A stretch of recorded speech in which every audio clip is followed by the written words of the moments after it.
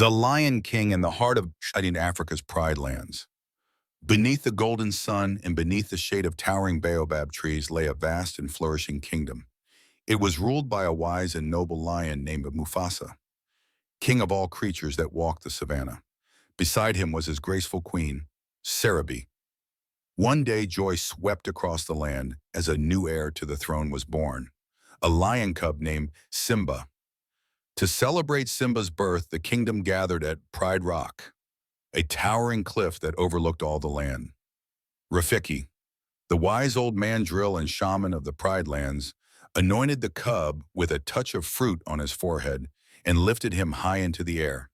The animals below bowed in respect. The future king had arrived. Mufasa began teaching Simba about the great circle of life, explaining that all creatures were connected. The antelope ate the grass, the lions ate the antelope, and when lions died, their bodies nourished the earth and the grass grew once more. Mufasa showed Simba the vast lands, telling him, "Everything the light touches is our kingdom," but not everyone rejoiced in Simba's birth. Scar, Mufasa's younger brother, was bitter and jealous. Once next in line for the throne, Scar was now pushed aside by the arrival of Simba. A cunning and treacherous lion with a dark mane and green eyes, Scar began to plot. If he couldn't be king by birthright, he would take the throne by force. As Simba grew older, he became curious and adventurous. Scar, feigning kindness, secretly led Simba and his best friend, Nala, into danger by telling them about an exciting place, the Elephant Graveyard, a forbidden land beyond the borders of the kingdom. Simba and Nala sneak away, chased by Zazu, the king's loyal hornbill advisor. The graveyard was eerie, filled with bones, skulls, and shadowy fog. There they were attacked by Shenzi, Banzai, and Edu, three savage hyenas allied with Scar. Just as the cubs were about to be devoured, Mufasa arrived in time, rescuing them and sending the hyenas running. Mufasa scolded Simba for his reckless behavior, but also comforted him. He taught him that bravery doesn't mean seeking out danger. That night, Mufasa showed Simba the stars. "The great kings of the past look down on us from those stars," he said. "They will always be there to guide you, and so will I." Scar's envy boiled into hatred. He planned to eliminate Mufasa and Simba in one strike. With the hyena's help, Scar lured Simba into a gorge under the pretense of giving him a surprise.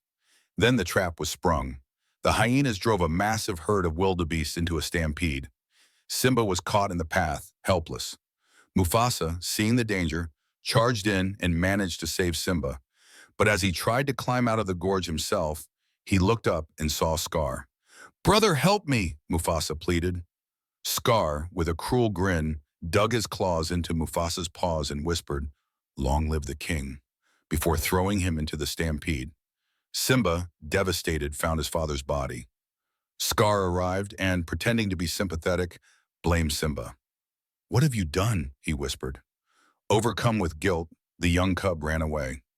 Scar sent the hyenas after him to kill him, but Simba escaped into the desert. With Simba gone, Scar returned to Pride Rock and declared himself king. He allowed the hyenas to overrun the Pride Lands, draining its resources and turning the once thriving kingdom into a desolate wasteland. Exhausted and near death, Simba collapsed in the desert. He was rescued by two unlikely friends, Timon, a wisecracking meerkat, and Pumbaa, a warm-hearted warthog. They lived by a simple motto, Hakuna Matata. No worries. Simba grew up with them in a lush jungle paradise, far from his past, trying to forget the tragedy he believed he caused. He learned to eat bugs, swing through trees, and live freely.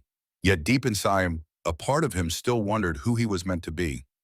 One day, Simba encountered a grown-up Nala, who had escaped from the ruined Pride Lands to seek help.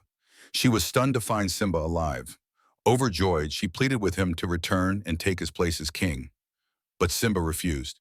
His guilt and shame were too deep. He believed he was responsible for Mufasa's death. That night, Simba was visited by Rafiki, the wise baboon. Rafiki led him to a pool of water and told him to look deeper. There, Simba saw his reflection transform into the image of his father. Then a voice echoed from the sky. Mufasa's spirit appeared in the stars. You have forgotten who you are, and so forgotten me. You are more than what you have become. Remember who you are. You are my son and the one true king. With renewed strength, Simba raced back toward the Pride Lands. Timon, Pumbaa, and Nala joined him. Simba arrived to find the Pride Lands dying under Scar's rule. The sky was dark, the rivers dry, the animals starving. Simba confronted Scar at Pride Rock. A fierce battle broke out between Simba's allies and the hyenas. Scar, cornered, tried to use the same old lie, telling the Pride that Simba killed Mufasa. But when Scar pushed Simba to the edge of the cliff, just like he had done to Mufasa, Simba fought back and forced Scar to confess the truth in front of everyone. Scar, trying to escape, turned on the hyenas, blaming them for everything.